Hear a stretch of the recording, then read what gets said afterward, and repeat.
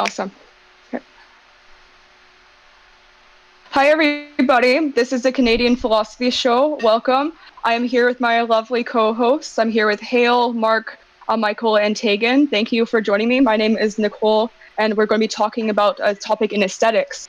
And this topic is particularly on the standard of taste. It's actually, we're going to be mainly focusing on David Hume's article, and it's titled On the Standard of Taste. And Hume is, if you know him, he's a very famous, actually Scottish philosopher, and he's known as an empiricist, and he was very much so a driver of the movement during that time. And this reading is a very standard reading in aesthetics when you're studying aesthetics and the philosophy of art. And one of the main debates that this reading is particularly focused on is taste objective or subjective? Is beauty in the eye of the beholder, or is it objective, or is it perhaps something in between? And what Hume does is he evaluates this, and he analyzes this topic, and he comes up with his own theory of taste.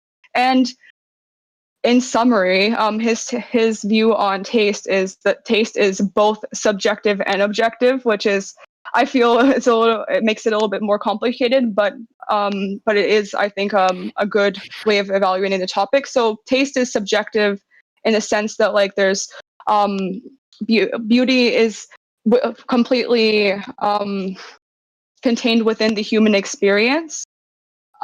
Beauty does not exist, I guess, objectively in the world if humans were not there to evaluate beauty for its own, I guess, with their own minds and their own brains and coming up with that. So in that sense, it's subjective. And beauty is objective in the sense that if multiple ideal observers, and we'll go over that concept later, but if multiple ideal observers evaluated the same thing, so for example, a chocolate chip cookie, and they're all ideal observers or ideal experts of that chocolate chip cookie, then theoretically they would all come to the same conclusion about the beauty or non-beauty of that chocolate chip cookie. So I guess this is going to be an interesting topic because there's a lot of little technical parts in Hume's view, but it is also a really rewarding reading to go through. So yeah, I guess I'll get Mark. You can start. You can introduce yourself. Oh, sure. Yeah, my name is Mark Giles. I'm a third year philosophy student at SFU, and yeah, I'm here with you guys for the talk. Hale, introduce yourself. I'm Hale. I guess I'm a fourth year student of philosophy at VIU, and looking forward to the discussion. This isn't something I normally read, so it'll be good. Thank you very much, Hale. Tagen, introduce yourself. Hi, everybody. I'm Tagen Marshall, and I am happy to be here. I am a second-year philosophy student at Vancouver Island University as well, and I look forward to diving into this topic. Great, thank you. And Michael, introduce yourself. Hi, my name is Michael Robert Caditz, and I am the founder of the Canadian Philosophy Show, which was once called Spring Forward, because I started it many years ago in the spring. And so you guys are following in my footsteps, and I'm really proud of you all. And I was at VIU before the pandemic, before masks, before there were security guards walking around Hale making people wear masks. Things were normal back then, and Yeah. So I know you guys are having to live with a new reality, and I empathize with you, but I'm glad we're all here. Thank you. Yeah, and I guess viewers of the YouTube live right now might see that Hale is wearing a mask, and that is because Hale is in a public area, and he can be taken out by security guards, unfortunately. But thank you for representing mask wearing. Thank you very much, Hale. I guess my name is Nicole Kerrigan. I'm a third-year student at Fraser University. I'm studying philosophy as well as studying psychology there, and I really enjoy what I do. And I'm really happy to have the opportunity to be here to talk to you guys about philosophy. So thank you very much, Michael, for founding this, and everybody else for being here. So I'm going to give a quick, introduction and explanation further of what David Hume considers to be an ideal observer. And first, to give a bit of context here, Hume thinks that ideal observers are extremely rare in actuality, and that there's not very many of them in the world. So he gives a distinction between an ideal observer and a good enough observer. So he thinks that even if there's not enough ideal observers of an aesthetic topic or a thing in the world, we're not going to fall into a dystopia, right? It's even if we have observers that are better than the average, that can be good enough according to him. So an ideal observer is somebody who is generally an expert in like a specific topic, as opposed to being an expert about everything, because there are certain criteria that are quite stringent to be considered an ideal observer, which is why it is so rare according to Hume. So the first thing that an ideal observer needs is to have what they call a delicacy of imagination or taste.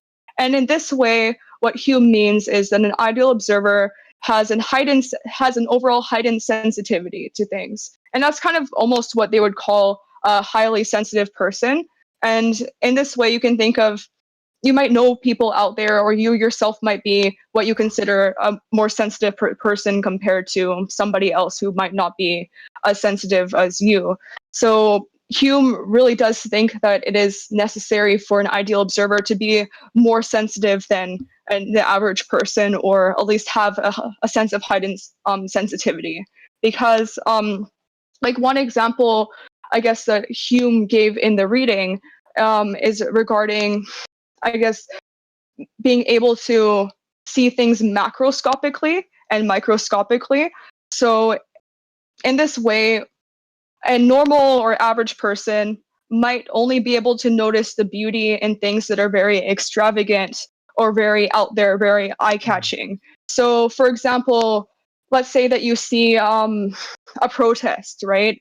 We can argue about if there's beauty in protests or not, right? But let's say you see a protest, and there's all these small signs with kind of things written, and you don't really notice those. But an average person might notice somebody who's being really flashy in the protest, and they might think as that thing as being beautiful or aesthetically good or whatever. But what Hume would say that an ideal observer would have a heightened sensitivity and have the ability to notice things that an average person would not notice. And in the protest example, again, you might see somebody who is maybe in the back, maybe with something that is a little bit more low key, but more aesthetically beautiful with whatever standard you use to assess the beauty of a protest. And one, I guess, a simpler example would be that an ideal observer may be able to notice something like the morning dew on the leaves of on a fern frond, right? So as opposed to like an average person that might not be able to notice that as readily, and they might notice something else. So I guess the first thing that Hume is saying here is that an ideal observer needs to have a delicacy of imagination and taste, which comes from heightened sensitivity. The second thing that an ideal observer needs is practice. And this is different than comparison, which we are going to get into later.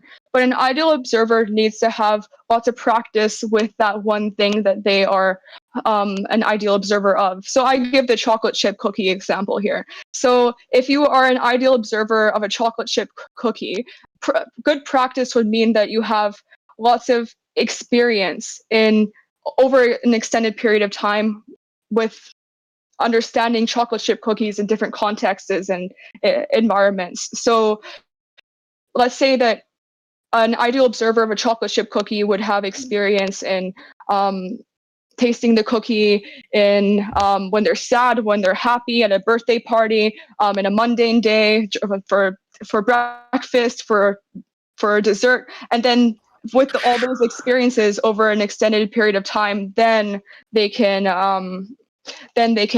be an ideal observer of that. Comparison, the third thing, is different from practice, because an ideal observer with comparison would be able to, if they're an ideal observer of chocolate chip cookies, they would have they would compare it with almond cookies, oatmeal cookies, other types of cookies, and that's something that they that's comparison, and that's different than practice, right? And the fourth thing that an ideal observer needs is freedom from prejudice, which is very basically said, like, I guess, a freedom from bias. So let's say that your worst enemy cooked a chocolate chip cookie. You wouldn't be able to assess it without bias and without prejudice if your worst enemy cooked you chocolate chip cookies. The same thing goes for, your best friend who cooks you chocolate chip cookies for your birthday. Even if they're not very good, you might think they're better than they actually are. So Hume would say that an ideal observer must be free from this prejudice or bias.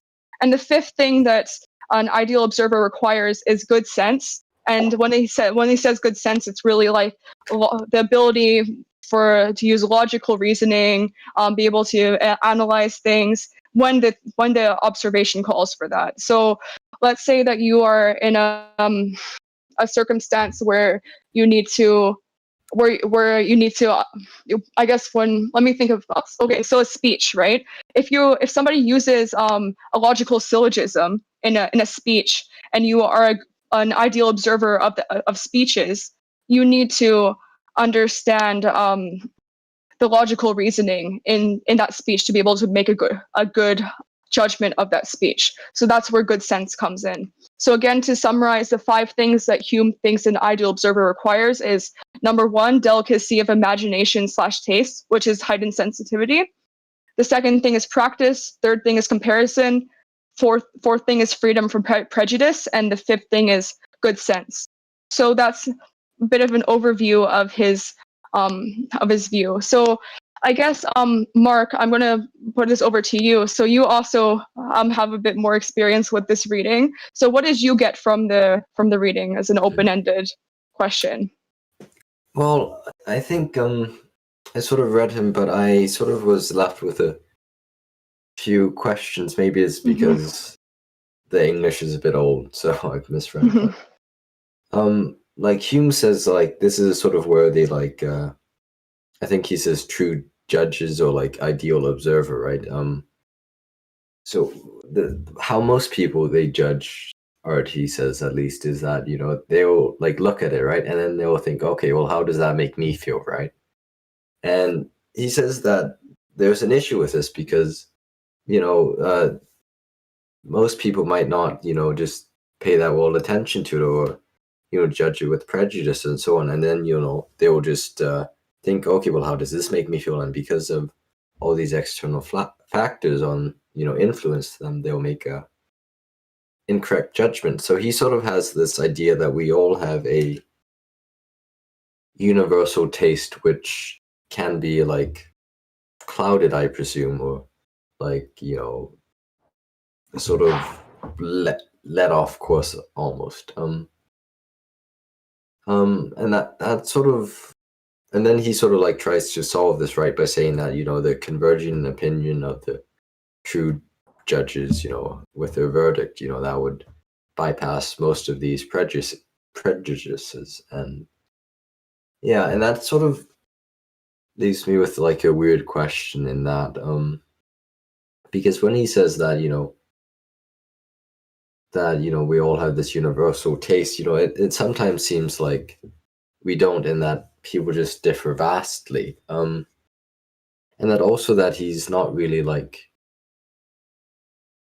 saying that beauty has anything to do with taste, really, because I feel like a lot of times that maybe some person can understand one piece of art one way, and they just don't care about understanding it any other way than their own. And to me, that sort of seems fine in a way. It doesn't seem like I could go up to them and say they're looking at the art incorrectly. But makes it tough. That's a tough thing, right? Because like one example that I heard in regard to this debate is, you can't say that Twilight is as good as Shakespeare and things like that, right? So and if you were to say that, then it would be a bit absurd. For them, I guess you could make arguments against that, but there is some sort of, I guess intuitively there is some sort of sense that there is an objectivity to what is considered beauty, like beautiful, good art, right? Like you can't. You can, I guess you can say that you prefer Twilight over Shakespeare, or even like from a good standard of evaluation, like going through that. Because I guess somebody could say they prefer Twilight over Shakespeare and not use be an ideal observer of that, right? But if you are an ideal observer of literature or whatever, Hume would think that everybody would come to the same conclusions about how good that one thing is, or how beautiful that one thing is. But I think the thing is that, a person could say, like, so what, I don't care if, a bunch of these other, critics, like Shakespeare, I just want to watch my drama in peace, That reminds me of our discussion on camp earlier, right? So it was like, so for people who don't know what camp is kind of, it's a aesthetic movement that's mainly in fashion, and it is an appreciation of things that are grandiose, over the top, have an artificial components to them, and one important component of that is that what they'll call either mainstream or high culture would not find that thing good art or beautiful. So, for example, let's say a really, really bad movie, right? Like film critics could say that bad movie is bad, but camp is almost another set of standards that could say that something is, if it's so bad, it's actually good, right? So in a way, like this reminds me of camp, right? Because, and I don't think that I don't think set of values to judge. Yeah, and I don't think Hume's view fits with camp. I think it contradicts the camp sensibility, because Hume is saying that there's a certain standard for beauty, and the standard must be met with the ideal observers in order for you to have a good judgment of beauty. But then camp comes in and says, oh, even if the standard says something is bad, it can be so bad it's good, and then that's good. That's beautiful. So Mark, I think if I can take a crack at responding to your question, go for it. And I mean, I'm no aficionado on Hume by any stretch, but as I was reading Hume, one observation that came to mind when talking about the ideal observer, but also just beauty in general, right? You said, you could run into that person that says, well, why should I care anyways? I just want to watch my romance films. Leave me alone. But the thing is, right, I think Hume would say that person must do some introspection. That person must begin to question their understanding of their personal interpretation of beauty, to say, yeah, that's to you, but as an actual concept, is that truly beautiful, right? And I think this leads into a question of physical beauty, and so what we can visually perceive, for example, say the Sistine Chapel, for example. But I think there's also a sense of beauty that does not technically have a structure. It is how the individual responds to the stimulus, right? You think of anything to do metaphysically, right? With religion and stuff like that. There is the physical beauty of the Sistine Chapel, but there's also the spiritual element to that, which a person who and I think that's something that the ideal observer also needs to take into account, that there is an emotional side to beauty, and it leads into what we were talking about earlier, that is this idea of taste and a priori structure. Yeah. And for those who don't know what a priori stands for or means, it just means like it's kind of says prior to experience. That's what it roughly translates to. And something that's a priori would exist before human reason, logic, and interpretation is added to that analysis or that thing. So, and that's opposed to a posteriori, which is after experience, which is something that would be evaluated using human logic and reason. So did I get that? Did I want to add anything to that? It's sort of more like, it's not so much like real or like unreal. It's more like just knowable before like any empirical research or anything like that. It has to do with the development of human knowledge. So Yeah. there are things within the human experience that we innately know how to do prior to experience. For example, we know how to breathe prior to having to actually breathe. We already have that experience.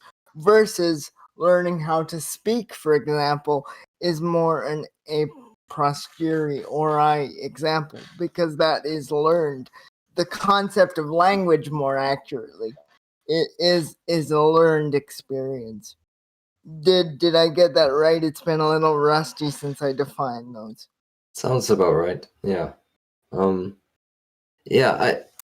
I'd like to just maybe talk about your point again, or maybe elaborate further on mine. But I think, like with Hume, right? He says that like judging aesthetics or having a certain aesthetic taste has nothing to do with intelligence. As he says, it's not anything like that has to do with any rationality at all. Right. So it sort of seems to me in that he makes like this distinction, right, between taste and beauty. And so Right. it's sort of like, it's weird how you can say that a taste is wrong, but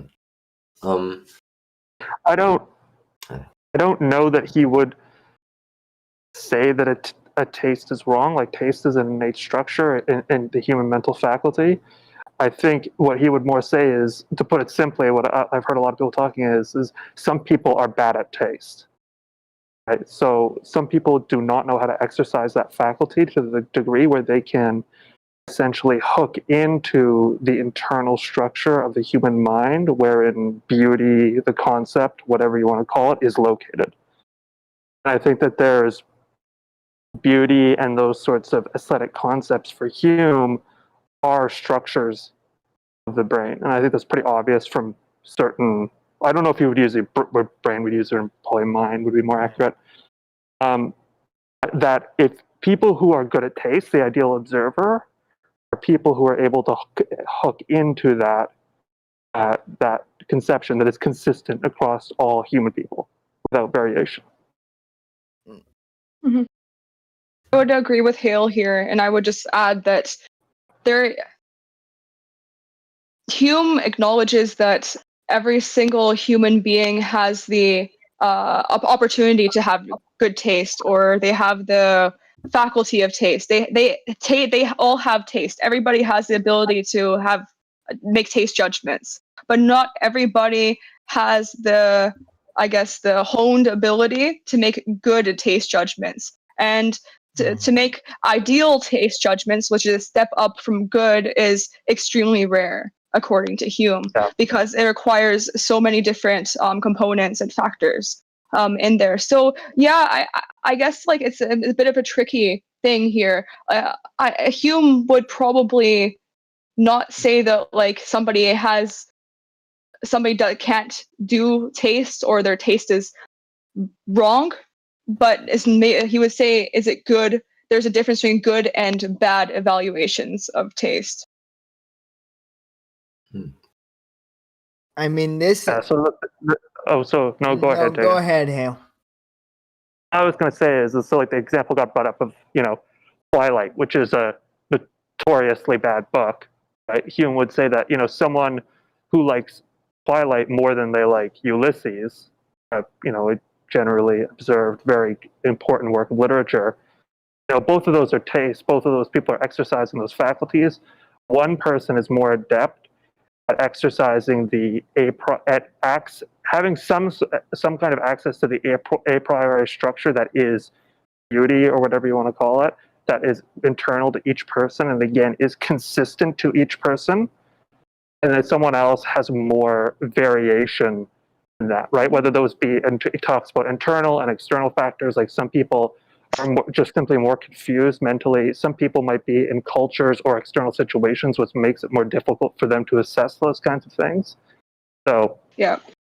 So I think that's mostly right. So just to clarify that, so you're right about like how there's some people have a better tendency for the a priori faculty of taste, right? Some people just have a better tendency for that, and that's what Hume calls individual humors, which means some people just like some things better, which is entirely natural. Some people are better at some things naturally, right? That's individual humors. So some people they're just blessed with having a better a priori understanding of certain things, right? And then there's also the second component, which you also brought up, Hale, about the cultural manners and customs, which also influences their ability to make these a priori and even a posteriori judgments of taste and beauty. But I would say that Hume believes that good taste, so the ideal observer, or even a good observer, is a posteriori. And I would say that because all these things that he brings up as in the ideal observer theory, all these 5 components, the 1, delicacy of imagination, 2, practice, 3, comparison, 4, freedom from prejudice, and 5, good taste, all of those, except I would say number 1, delicacy of imagination, taste, which I said earlier was like kind of this sensitive person, I think all of those ones are a posteriori, right? Except the heightened sensitivity one. So let's say that practice, right? Practice and comparison comes after experience. Freedom from prejudice comes, I guess that one's tricky, right? That one is the best person, the least prejudiced person is the most a priori in a way, right? Which is kind of almost incongruent with the other factors, which could be something else we talk about later. And then, but the 5th one in particular, good sense, is somebody who has a good sense and a good grasp of logical reasoning, and that is after experience. That is a posteriori. So in a sense, let's do to kind of build on Hale's comment here. An ideal observer has both a priori and a posteriori components. Right there. I'm trying to think about how to say this. I think for Hume, the differences and where the a posteriori or an a priori comes in is that there's a difference between taste and beauty. And beauty is, for Hume, although he doesn't get into this very much, there's hints, and I've got a couple of quotes here, where beauty is an a priori structure that is consistent to all people, but itself doesn't change. But taste is, which we see most in a posteriori, comes out in most times, is the faculty of assessing beauty, and that's where the variation comes in. He actually says at one point, Here the general rules of beauty are of use, being drawn from established models, from observations which please or displease when presented single and high degree. Looking, I have one other. I don't know. I can see if I can find it, but essentially he says that beauty is a sense and form of the mind. Mm-hmm. Yeah, so in that way, that's what makes beauty subjective. Like that is not like it's not objective. No, subjective. Like that's what's interesting about it. Both subjective and objective. So subjective in the sense that like there's different ways that we actually talked about a few shows ago about the different definitions of objectivity.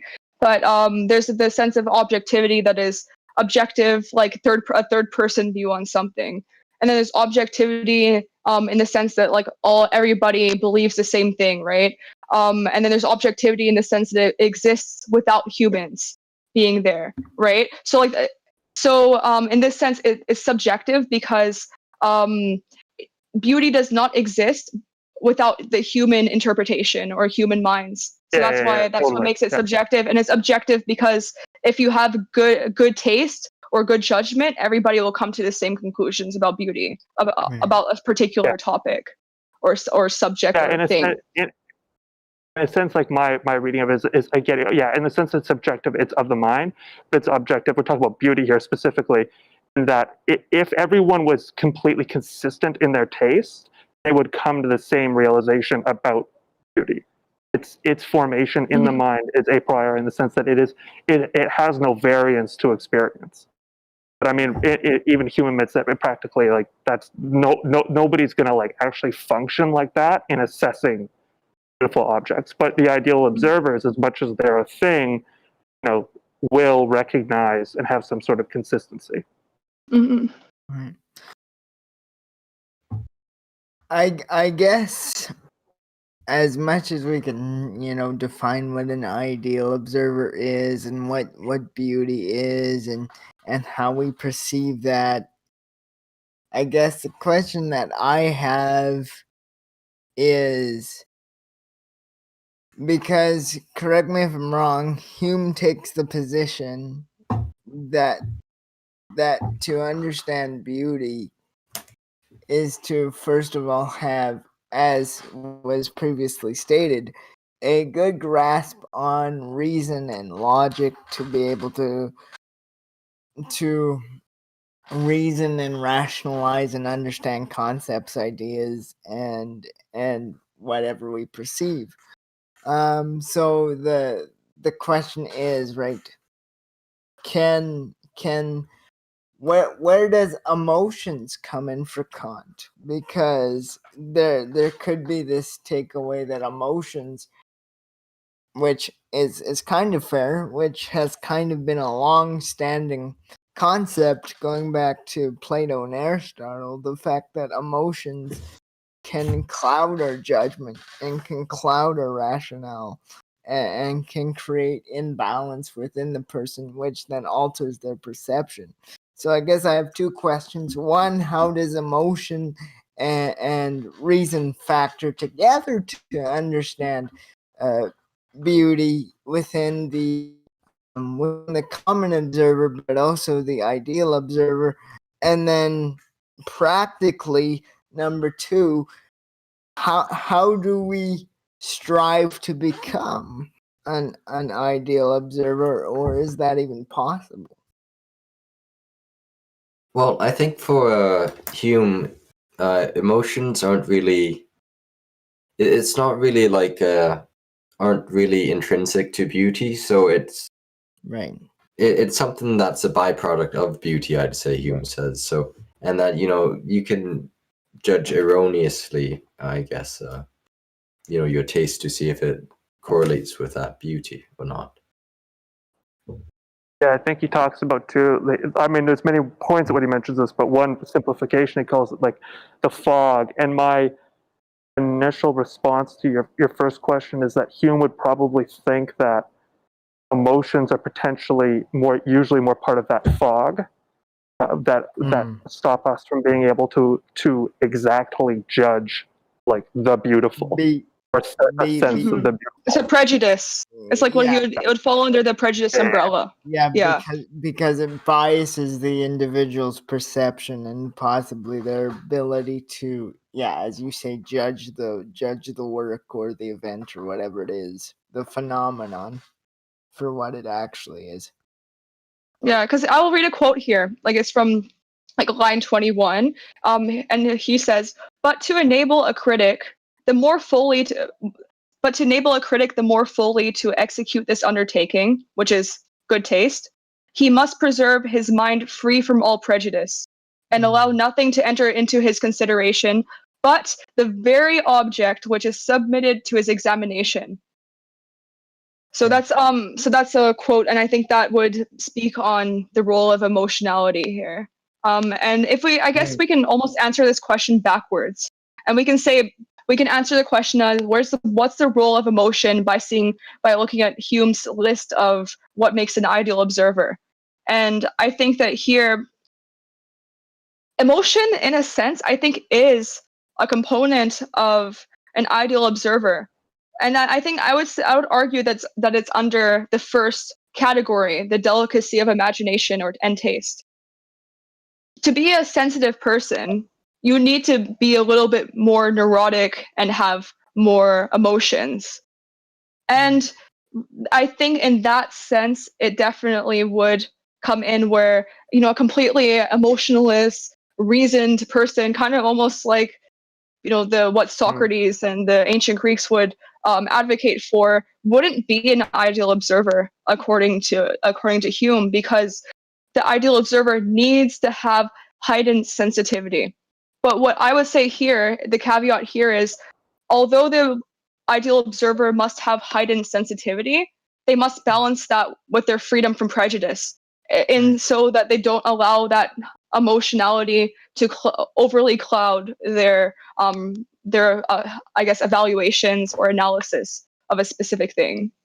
Okay. And Hume acknowledges it's almost never going to be perfect, right? Like somebody, like if somebody's a highly sensitive person, they're probably going to let some of their emotions cloud their judgment, and it's probably not going to be perfect.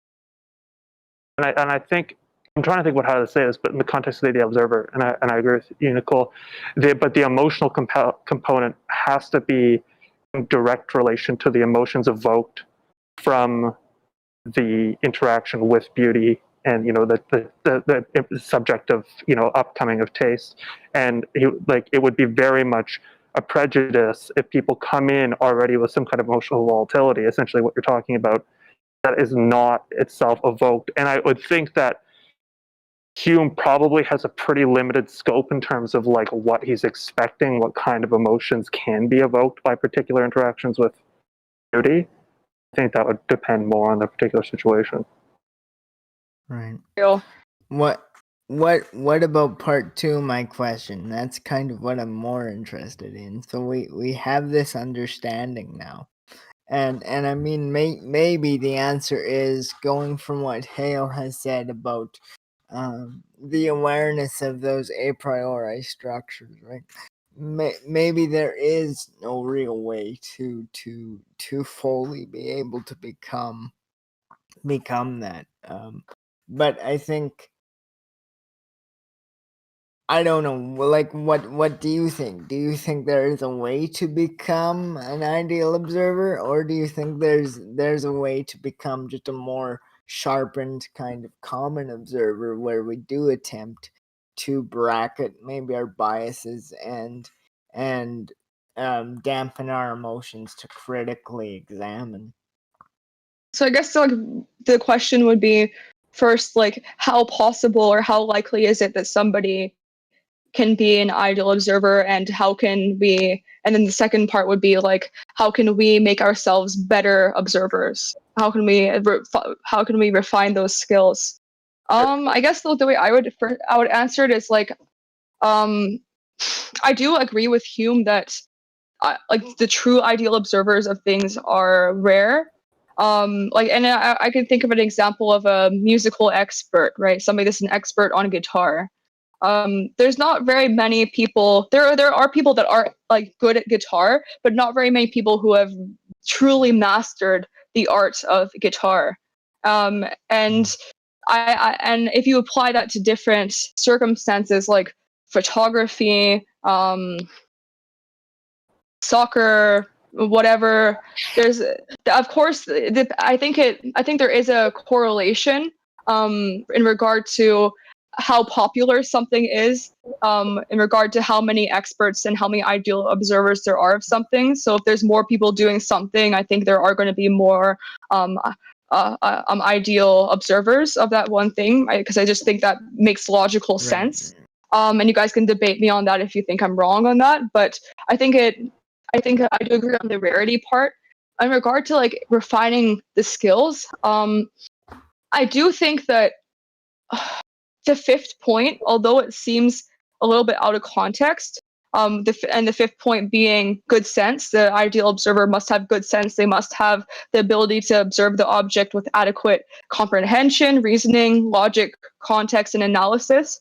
I think that part might almost be the hardest part to hone as an ideal observer. And I think that part is really, that takes a lot of work to get to that point. Like, let's say context, for example, if you're an expert of a guitar, you should have a really good understanding of the history of guitars and the antiques and how the technology has progressed. And all of that is very, very complex and takes a lot of time, takes a lot of effort. Maybe not everybody can actually get to that point. So I think that fifth point is quite important. And also the first point with the heightened sensitivity, I think that's quite, I think that's almost like a temperamental thing. And if you guys are familiar with the concept of temperament, I think that what temperament is, it's a very well studied concept in psychology, which is saying that it's within the nature versus nurture debate. And temperament is an explanation or theory stating that certain children are born with certain emotional volatility and certain personalities that are, and that they study that by studying twins, right? So they say if these twins are raised in the same environment, they have the exact same genetics. Why is one like one way, like having more emotional volatility versus another one? And that's also even more shown with fraternal twins, right? So I think for the first thing, applying that concept of temperament, I do think that having heightened sensitivity is something that is almost is quite biological and and is difficult to learn, if not impossible. Right. I guess that's my theory, my take on it. That's just a little low-key depressing, but anyway. Yeah. Yes, Michael, what do you think? I've been convinced by Hume over my years that knowledge begins with sense perception, and that anything beyond sense perception takes place in human imagination, which is the basis of Hume's well-known argument against the rationality of, believing in causation, because we don't have sense perception of causation. We don't have an impression of causation, so we work up these ideas of causation in our imaginations.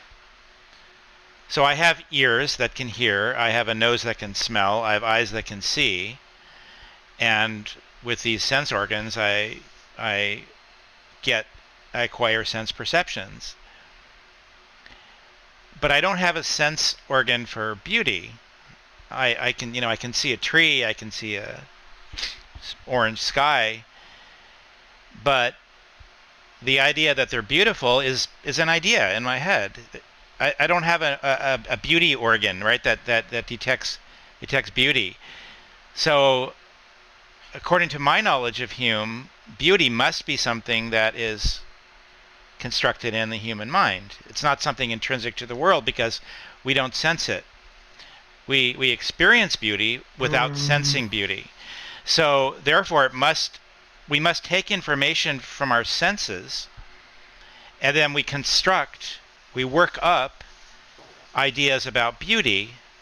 So we see light waves, we hear sound waves, we feel, thermal energy, and then and that's all we know for sure. And then we work up in our minds from these sense perceptions, from these impressions of light and sound and heat, we work up ideas of beauty. So that's what I would say as to whether it's objective or not objective. Beauty can't be objective because it's not intrinsic to the world, because we have no evidence that it is, because we don't sense beauty. Beauty is something in our minds. Clearly, if there were no people, there would be no perceivers of beauty. If there were no True, people, there would be light waves, there would be sound waves, there would be matter, but there would be no one to perceive any beauty. So therefore, beauty. You could have an argument on animal intelligence, right? You could have there could be an argument about that, but I get the Boy. point. I mean, I So- think I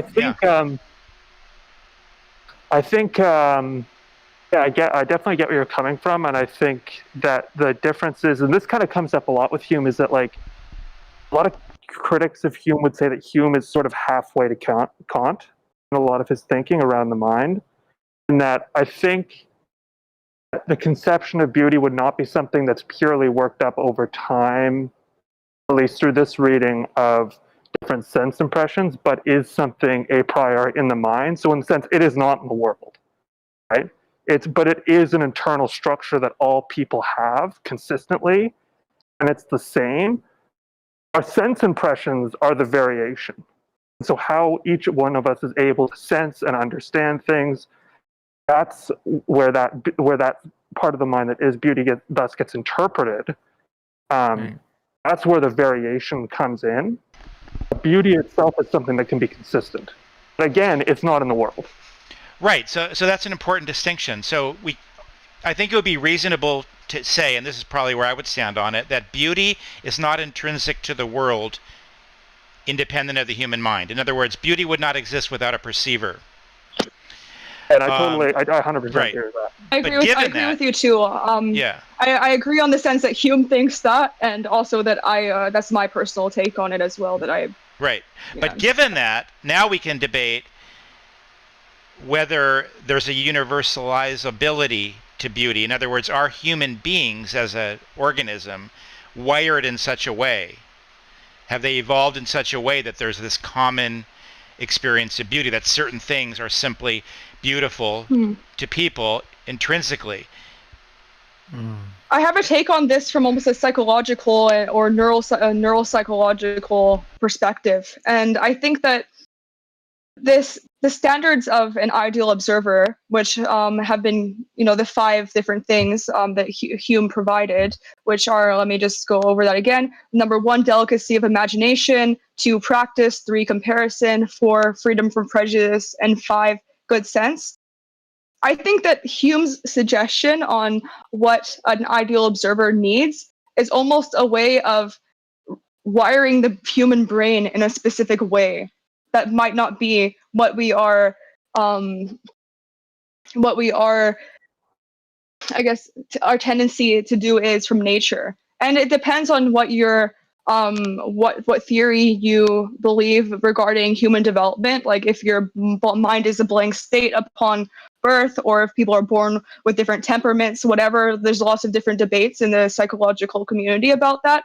But what I would say is, based on my knowledge of neuroscience, I would say that if Hume is advocating for a set of standards for an ideal observer, especially practice, comparison, all these other things, that's a form of behavioral therapy. And behavioral therapy, if you guys know about it, it's used often in actually for autism in teaching mostly children what they would consider like better behaviors or better things. So it's through reward, and I guess through reward and withholding rewards mostly. They don't really use punishment, because it's found that punishment is not very effective in training behaviors. But they basically train people to act in certain ways through positive reinforcement. And through this positive reinforcement, there's some brain imaging studies that show that the brain circuitry changes when you do certain behaviors over and over and over again. So if Hume is advocating for us to do certain behaviors over and over and over again to become an ideal observer, then my theory would be that all ideal observers or the most, maybe not all, but if you're really stringent on this, on following Hume's theory here, all ideal observers, or most, would have this similar brain wiring.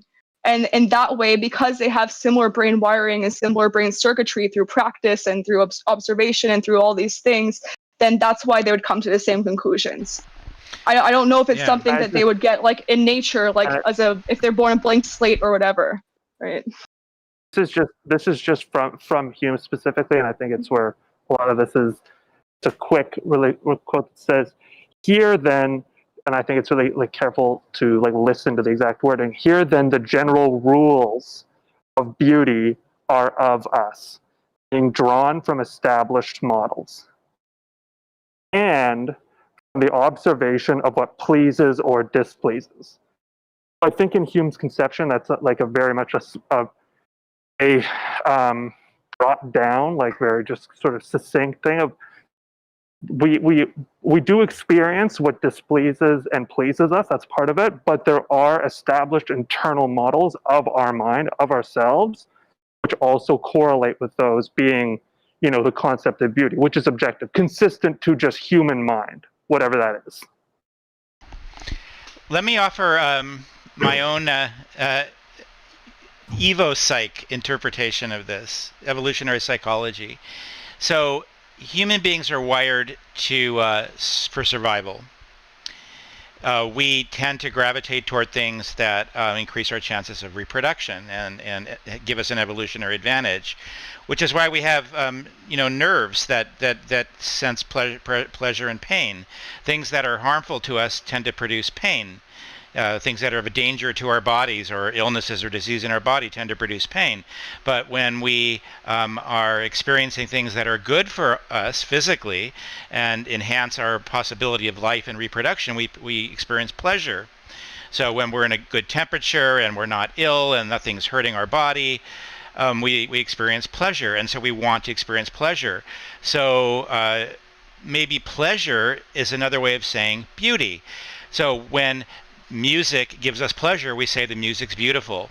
When painting gives us pleasure, we say the painting's beautiful. So we gravitate toward things that are quote-unquote beautiful because they give us pleasure, which enhances our ability to procreate and reproduce and gives us an evolutionary advantage. And so maybe that's the answer here, is that beauty isn't such a mystery. Beauty is simply that which gives us an evolutionary advantage. Yeah, and I want to say, Michael, that's a legitimate theory. That's actually a legitimate theory of beauty. That is that actually Tolstoy talks about when he's talking about all the different theories. So that is something that people are talking about. Right. I didn't mean to claim it for my own, but I just said that I didn't. What I meant was I didn't research. I'm not reporting research, but this is something that's occurring to me now as we speak, and I'm sure that it's been Yeah, and we do actually have to wrap up. So Hale, you have the last word. Go ahead. All I was going to say is, like, I think that's a totally legitimate theory for the origin of beauty. I think though that it's, when it comes to like Hume and what he's talking about beauty as we encounter it, as it is, as we are now, not as a theory of origin, but just what we deal with as the phenomena of beauty, which, and I think in Hume's mind, like we've said before, kind of similar or preceding Kant a little bit, is a structure internal to the mind that is objective in its objectivity, essentially. Thank you, Hale, and thank you to all of our listeners of the Canadian Philosophy Show. My name is Nicole, and I'm here with my co-hosts, Hale, Mark, Michael, and Tagen. Thank you so much for listening.